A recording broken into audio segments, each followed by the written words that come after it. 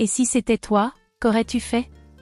Si ta meilleure amie, celle à qui tu racontes tout, celle qui partage ton pain et tes secrets, te plantait un couteau dans le dos pour un homme? C'est l'histoire de Sandra et Julie, deux jeunes femmes du même village, liées comme des sœurs, jusqu'au jour où l'amour et la jalousie ont tout détruit. Dans le petit village de Nkolandom, la vie suivait son cours paisible. Les enfants jouaient dans la poussière rouge, les femmes pilaient le manioc sous les manguiers, et le chant du coq annonçait chaque matin. Sandra et Julie, elles, étaient inséparables. Depuis la maternelle, on les voyait toujours ensemble, rire, danser, pleurer. Elles se confiaient tout, se couvraient mutuellement, comme deux sœurs nées de mères différentes. Julie était douce, discrète, toujours prête à aider. Sandra, elle, était plus vive, plus fière, toujours bien habillée, aimée pour son charme et sa langue bien pendue. Elles formaient un duo parfait, jusqu'à l'arrivée de Marc. Marc venait de la ville. Un jeune enseignant envoyé au village pour sa première affectation. Grand, poli, toujours bien habillé, il attirait tous les regards, surtout celui des jeunes filles. Mais c'est Julie qui toucha son cœur. Il aimait sa simplicité, son sourire sans maquillage, sa façon de parler avec respect.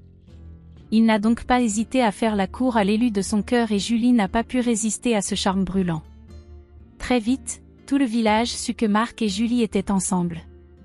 Sandra, au début, faisait semblant d'être heureuse pour son amie. Mais au fond d'elle, une jalousie sourde commençait à naître. Pourquoi Julie et pas elle? Elle, qui se trouvait plus belle, plus attirante, plus faite pour la ville? Julie comme toujours continua de raconter sa vie à sa meilleure amie, sans filtre, elle disait à Sandra comment Marc était si romantique, attentionné et surtout qu'il prévoyait déjà leur mariage.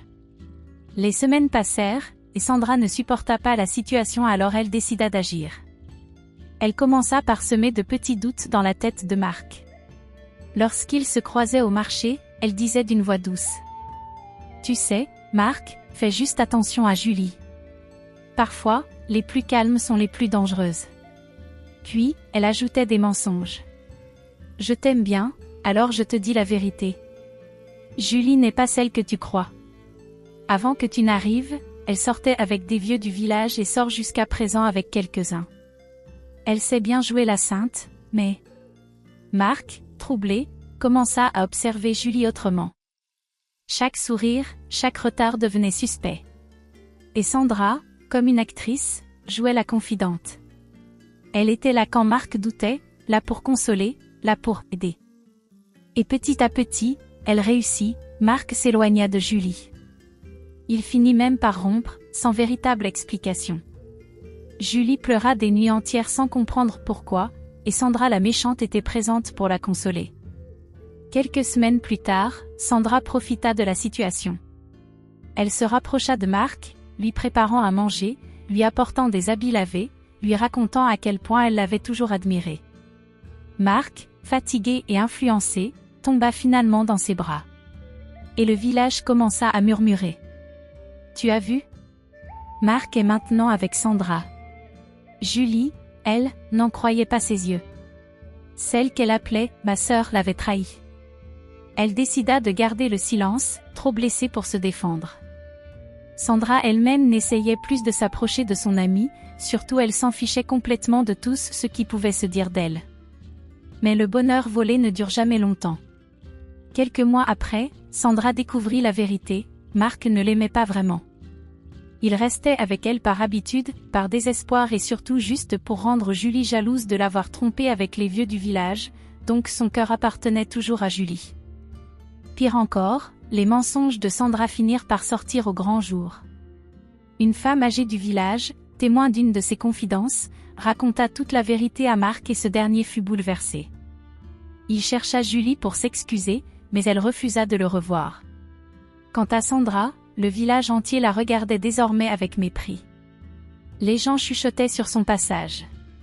Voilà celle qui a détruit une amitié pour un homme. Les années passèrent. Marc fut muté dans une autre ville, et Julie partit refaire sa vie ailleurs où elle rencontra un autre jeune homme, bien plus riche et bien plus beau. Sandra resta seule au village, rongée par le regret. Elle avait perdu son amie, sa réputation, et même l'amour qu'elle croyait avoir gagné. Un soir, assise sous la lune, elle murmura. Si c'était à refaire, j'aurais gardé mon ami plutôt que cet homme. Car les hommes passent, mais une vraie amie, c'est pour la vie. Et toi, si c'était toi, qu'aurais-tu fait?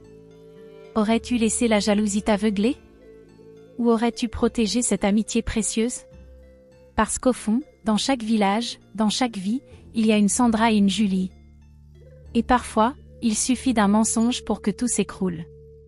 Si cette histoire t'a touché, abonne-toi à Histoire d'Inéa pour ne pas manquer les prochains récits. Parce que chaque parole cache une vie, et chaque vie, une leçon.